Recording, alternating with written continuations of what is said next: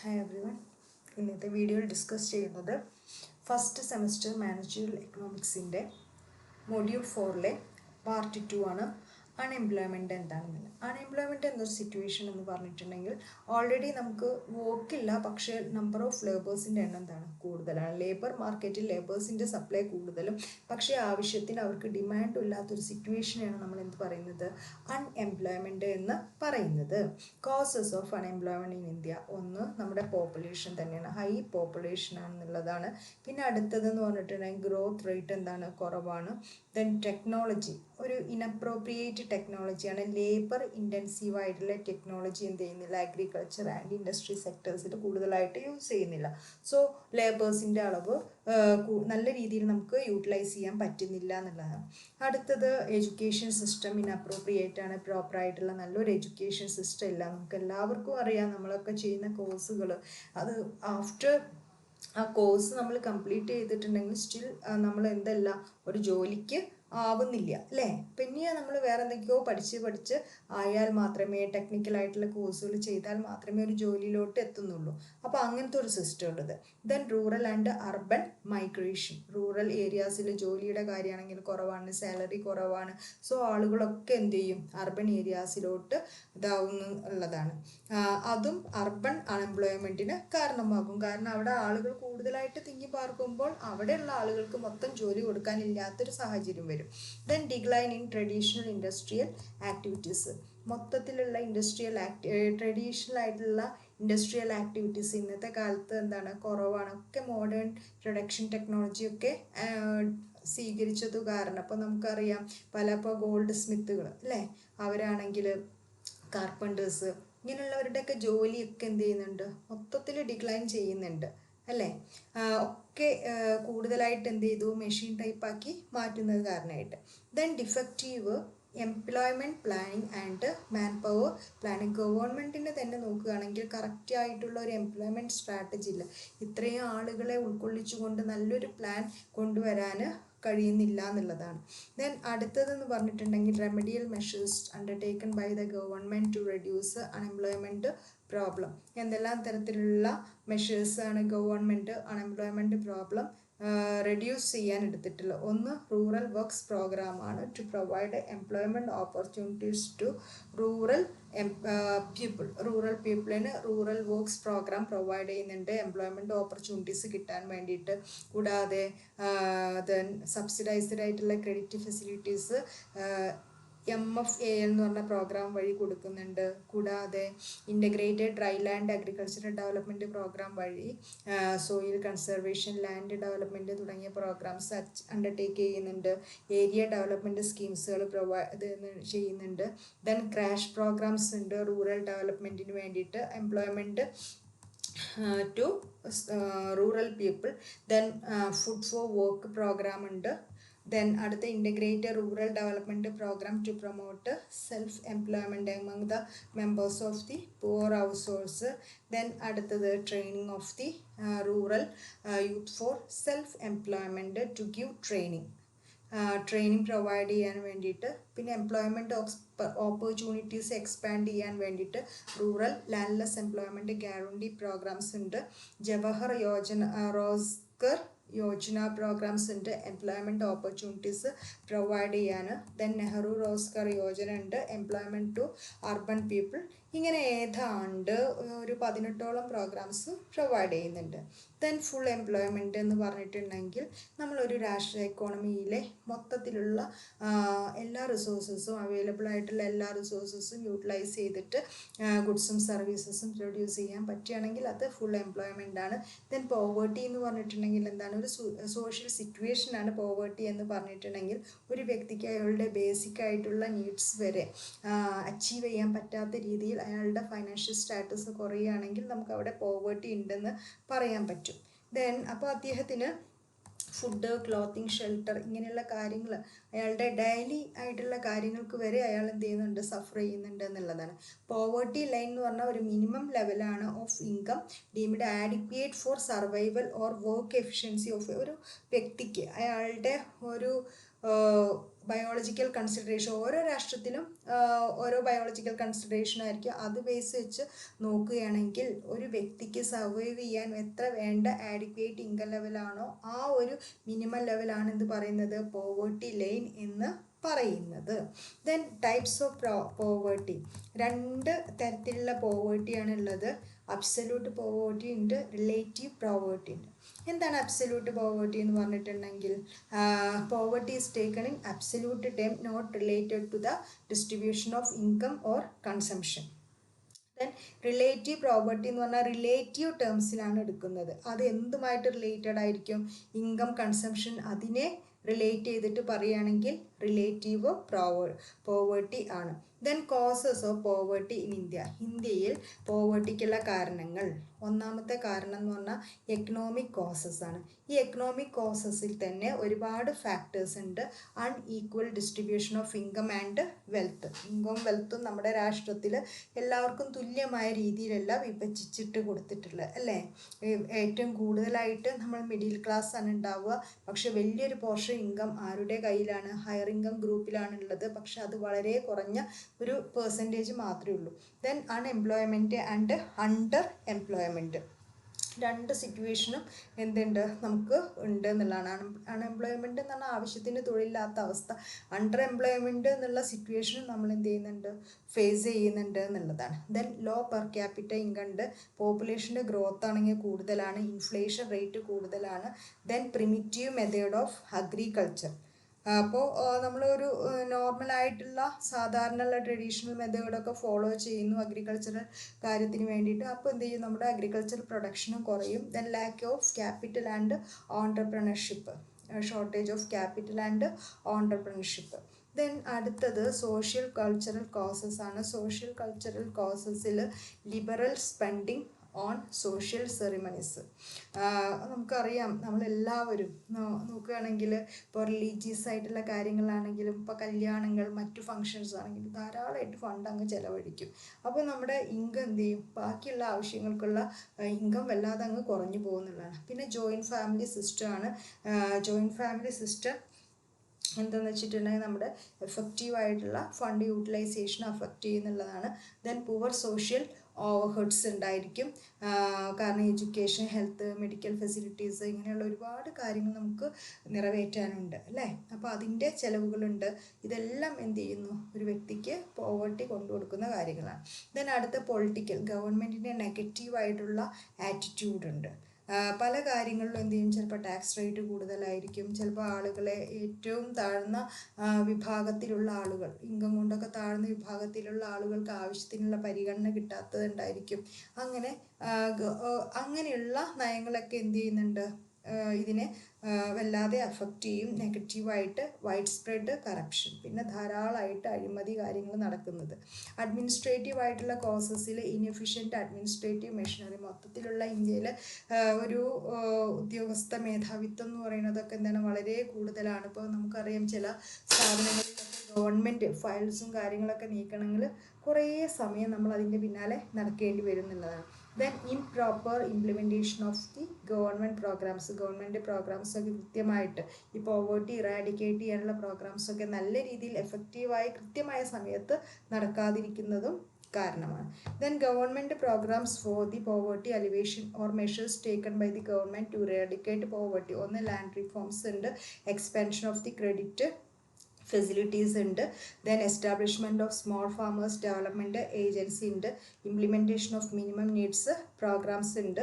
Elementary education, health, nutrition, electrification ഇങ്ങനെയുള്ള കാര്യങ്ങൾ. Then implementation of the training of the rural youth for self employment schemes.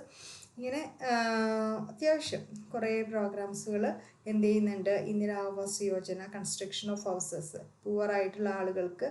പിന്നെ സ്വർണ്ണജ്യോതി gram Rozgar Yojana എന്ന് പറഞ്ഞ പദ്ധതി ഉണ്ട്. റൂറൽ പൂവറിൻ്റെ അടുത്ത് above poverty line by giving the financial help. സ്വന്തമായിട്ടൊരു സ്വയം തൊഴിൽ ഇവരെ കണ്ടെത്താൻ വേണ്ടിയിട്ട് കൊണ്ടുവരാൻ വേണ്ടിയിട്ട് ഫുഡ് സെക്യൂരിറ്റി, വേജ് എംപ്ലോയ്മെൻറ്റ് ഇങ്ങനെയുള്ള കാര്യങ്ങളൊക്കെ കൃത്യമായിട്ട് ഇതാവാൻ വേണ്ടിയിട്ട് സമ്പൂർണ്ണ ഗ്രാമീൺ റോസ്ഗാർ യോജന എന്ന് പറഞ്ഞൊരു പദ്ധതിയുണ്ട്. കൂടാതെ national food for work programme എന്ന് പറഞ്ഞിട്ട് ഒരു പ്രോഗ്രാം ഇംപ്ലിമെൻറ്റ് ചെയ്തിട്ടുണ്ട്. ബാക്ക്വേർഡ് ഡിസ്ട്രിക്ട്സ്, നമ്മുടെ രാഷ്ട്രത്തിലെ ബാക്ക്വേർഡ് ഡിസ്ട്രിക്ട്സിലെ കാര്യങ്ങൾ to intensify the generation of supplementary wage employment. അങ്ങനെ ഒരുപാട് പ്രോഗ്രാംസുകൾ എന്ത് ചെയ്യുന്നുണ്ട്, പോവേർട്ടി ഇറാഡിക്കേറ്റ് ചെയ്യാനായിട്ട് കൊണ്ടുവന്നിട്ടുള്ളത്. Then inequality in income distribution India. Inequality എന്ന് പറഞ്ഞിട്ടുണ്ടെങ്കിൽ എന്താണ്, unequal distribution of the wealth and income among the citizens അല്ലേ. നമ്മുടെ മൊത്തത്തിലുള്ള പൗരന്മാരുടെ ഇടയിൽ തുല്യമായ രീതിയിലല്ല ഇൻകവും വെൽത്തും ഡിസ്ട്രിബ്യൂട്ട് ചെയ്തിട്ടില്ല. അതിനെയാണ് ഇൻകം ഇൻഇക്വാലിറ്റി എന്ന് പറയുന്നത്. കോസസ് ഓഫ് ഇൻഇക്വാലിറ്റി എന്ന് പറഞ്ഞിട്ടുണ്ടെങ്കിൽ അതിൻ്റെ കോസസ് ഒന്ന് ഡിഫറൻസ് ഇൻ ഓക്യുപ്പേഷൻ അല്ലേ. ചില ജോലികൾക്ക് വല്ലാത്ത സാലറി കിട്ടും, ചില ജോലികൾക്ക് തീരെ സാലറി ഇല്ല. അപ്പോൾ തന്നെ എന്ത് ചെയ്യും, ഈ ഒരു ഡിസ്പാരിറ്റീസ് ഉണ്ടാവും. പ്രൈവറ്റ് ഓണർഷിപ്പ് ഓഫ് പ്രോപ്പർട്ടി, ചില പ്രോപ്പർട്ടീൻ്റെ ഒക്കെ പ്രൈവറ്റ് ഓണർഷിപ്പിലായിരിക്കും ചില പ്രോപ്പർട്ടികൾ ഉണ്ടാവുന്നത്. അപ്പോൾ അത് ഉപയോഗിക്കണമെങ്കിൽ നമുക്ക് എന്ത് ചെയ്യേണ്ടത്, ചാർജ് കൊടുക്കേണ്ടി വരും. പിന്നെ കൂടാതെ ചിലപ്പം വലിയ എമൗണ്ട് അവർ പ്രോഫിറ്റായിട്ടൊക്കെ ഈടാക്കാൻ വേണ്ടിയിട്ട് വലിയ തുകയൊക്കെ ആളുകളിൽ നിന്ന് പറ്റുന്നുണ്ടായിരിക്കും. ദെൻ പോളിസി ഓഫ് ദി ഗവൺമെൻറ്റിൻ്റെ പോളിസീസാണ് വേറൊന്ന് പറയാനുള്ളത്. ചിലപ്പോൾ ബിഗ് ഇൻഡസ്ട്രീസിന് താല്പര്യമുള്ള രീതിയിലുള്ള പോളിസികളായിരിക്കും ഗവൺമെൻറ് ഫേവർ ചെയ്യുന്നത്. ദെൻ ക്രോണിക് അൺഎംപ്ലോയ്മെൻറ്റ്, ഇന്ത്യയിൽ നിലനിൽക്കുന്ന അതായത് പോപ്പുലേഷൻ ഒരുപാട് കൂടുതലായതുകൊണ്ട് തന്നെ അൺഎംപ്ലോയ്മെൻറ്റിൻ്റെ റേറ്റ് എന്ത് ചെയ്യും, കൂടുന്നുള്ളതാണ്. ടാക്സ് ഇവേഷൻ ധാരാളമായിട്ട് എന്ത് ചെയ്യുന്നുണ്ട്, നടക്കുന്നുണ്ട്. ബിസിനസ്മാൻ, ബ്യൂറോക്രാറ്റ്സ്, പൊളിറ്റീഷ്യൻ ഇവരൊക്കെ എന്ത് ചെയ്യും, ടാക്സ് അവോയ്ഡ് ചെയ്യും എന്നുള്ളതാണ്. ദെൻ അടുത്ത കറപ്ഷൻ, വലിയ രീതിയിലുള്ള അഴിമതികൾ. ദെൻ സ്വകാര്യവൽക്കരണം, ഹെൽത്ത് എഡ്യൂക്കേഷൻ സെക്ടേഴ്സിൽ. അപ്പോൾ അത് എന്ത് ചെയ്യുമെന്ന് വിചാരിച്ചാൽ പാവപ്പെട്ട ജനങ്ങളെ വീണ്ടും പാവങ്ങളാക്കും. കാരണം എന്താണെന്ന് വെച്ചിട്ടുണ്ടെങ്കിൽ ഇവിടേക്ക് കിട്ടുന്ന സർവീസസിന് വലിയൊരു എമൗണ്ട് നമ്മൾ എന്ത് ചെയ്യേണ്ടി വരും, ചെലവഴിക്കേണ്ടി വരും.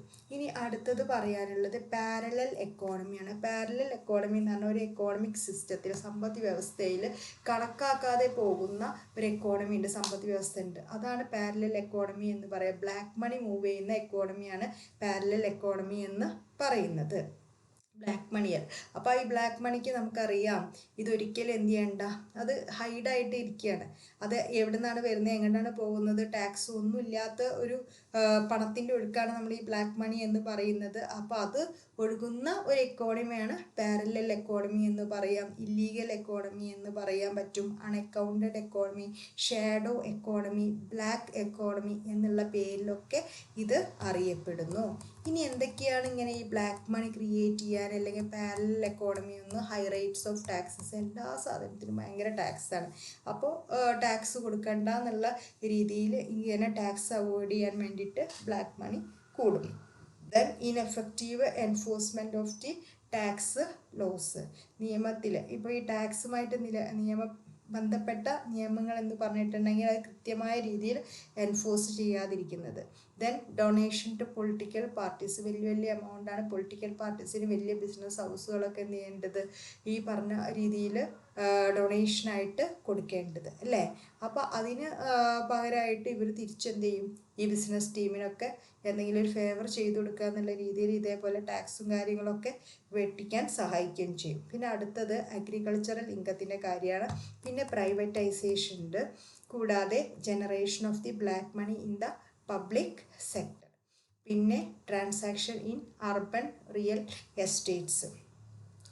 ഇപ്പോൾ real estates, urban real estates ഒക്കെ ധാരാളം ബ്ലാക്ക് മണി ജനറേറ്റ് ചെയ്യുന്ന ഒരു ഏരിയ ആണ്. Then quality morality of the general ഇത് ഡിറ്റീരിയോറേഷൻ. നമുക്ക് നോക്കിയിട്ടുണ്ടെങ്കിൽ ആളുകളുടെ പൊതുവായിട്ടുള്ള ഒരു ഇത് ഉണ്ടല്ലോ, ഈ ഒരു പ്രൊഡക്ട്സിൻ്റെ ഇതിൻ്റെ ഓരോ കാര്യത്തിൻ്റെയും ക്വാളിറ്റി, അതിനെക്കുറിച്ചുള്ള ഓരോ കാര്യത്തെയും കുറിച്ചുള്ള മൊറാലിറ്റി എന്നൊക്കെ പറഞ്ഞിട്ടുണ്ടെങ്കിൽ അത് നാൾക്ക് നാൾ എന്ത് ചെയ്യുന്നുണ്ട്, കുറയുന്നുണ്ട് എന്നുള്ളതാണ്.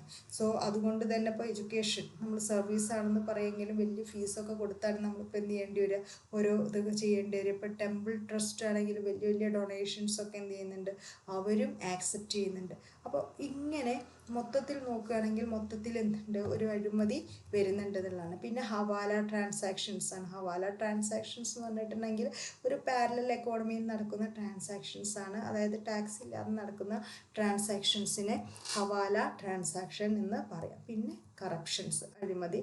ദെൻ അക്കൗണ്ടുകളൊക്കെ എന്ത് ചെയ്യുക, മാനിപ്പുലേറ്റ് ചെയ്യുക, മറ്റു factors, smuggling, bribery, concealment of income by professionals, artist, film actors, ഇവരൊക്കെ എന്ത് ചെയ്യും, അവരുടെ യഥാർത്ഥ ഇൻകം മറച്ചു വയ്ക്കുന്നത്. ഇനി അടുത്തത് റോൾ ഓഫ് പാരലൽ എക്കോണമി. അതിൽ positive റോളുണ്ട്, negative റോളുണ്ട്.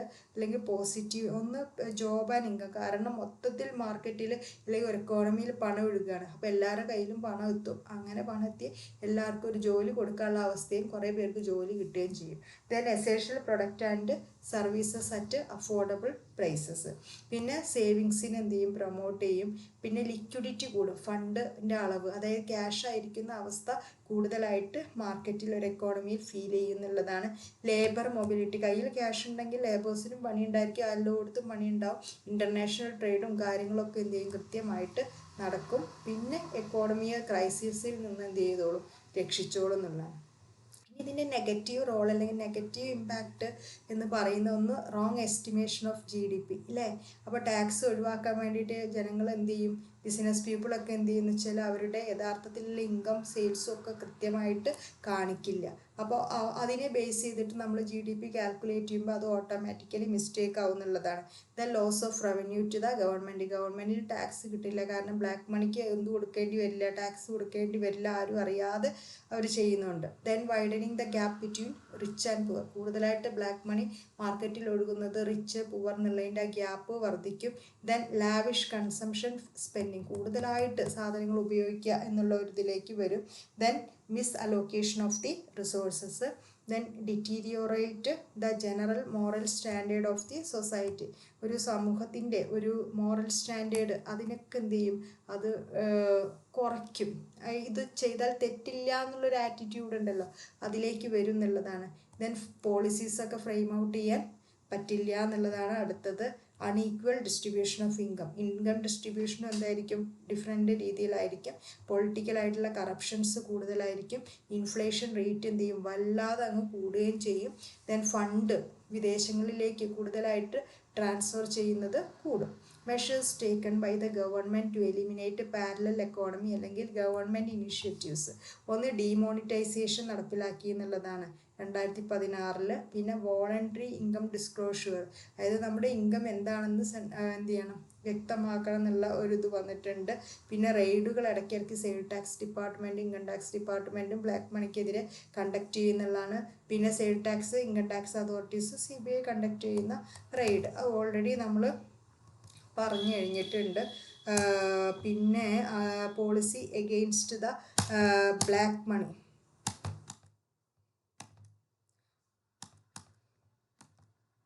Policy against the black money stored in Swiss banks. Swiss ബാങ്കിലൊക്കെ നമുക്കറിയാം കുറേ പേർക്ക് കോടിക്കണക്കിന് രൂപയുടെ സമ്പാദ്യം ഉണ്ടെന്നൊക്കെ പറയില്ലേ. അപ്പോൾ അത് അങ്ങനെയുള്ള അതിനൊക്കെ എന്ത് ചെയ്യുന്നു, എതിരെ പോളിസികൾ, അത് ചെയ്യാതിരിക്കാനുള്ള അല്ലെങ്കിൽ അത് അറിയാനുള്ള പോളിസികൾ എടുക്കുന്നുണ്ട്. പിന്നെ അടുത്തെന്ന് പറഞ്ഞിട്ടുണ്ടെങ്കിൽ ക്യാഷ് എക്കോണമി ക്യാഷ്ലെസ് ഡിജിറ്റലൈസ് ചെയ്തു എന്നുള്ളതാണ് അല്ലേ.